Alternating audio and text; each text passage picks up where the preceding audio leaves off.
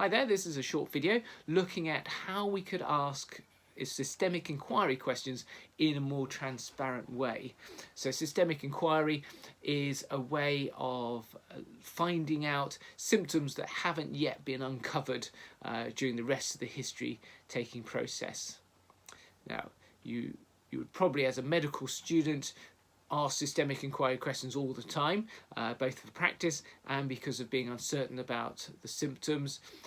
As you become more experienced with probing with the open questions and being more aware of differential diagnosis lists, you may not need to do this every time. It depends on how thorough you feel like the answers were and the condition that you're looking for, and whether or not it's the sort of condition that might cause a person's symptoms and for them not to realise that those symptoms are related, or there are a wider range of symptoms than a straightforward condition.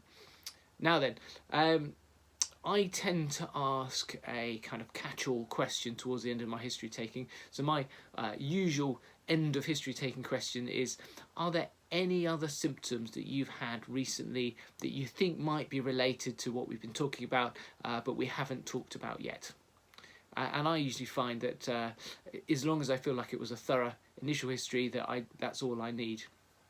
But you may well be looking for the systems inquiry. So, for example, if you're looking for lung symptoms, a typical thing would be to ask for certain examples. Have you had a cough recently? Have you had any shortness of breath?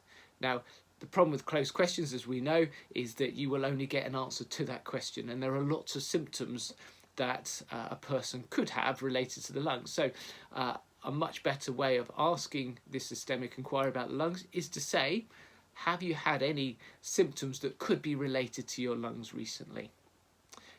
What we can then do is either follow up immediately with some examples, or more ideally leave a pause and then follow up with examples if needed too. So, have you had any symptoms recently that could be related to your lungs? For example, a cough, or bringing up some sputum, or feeling short of breath. And it would be the same for all the other systems. Have you had any symptoms recently that could be related to your heart? For example, palpitations, or feeling lightheaded, any chest pains or shortness of breath. Have you had any symptoms recently that could be related to your nervous system? So things like altered sensation in an arm or a leg, or a weakness anywhere, or visual problems, or not being able to get your words out. Have you had any symptoms recently that might be related to your stomach or your bowels? For example, any acid indigestion, or bloating, or change in your stools. So it's pretty straightforward. Rather than just giving examples, just stating this is why I'm asking the question, making it more explicit about what you're doing, and therefore you're more likely to get an accurate answer.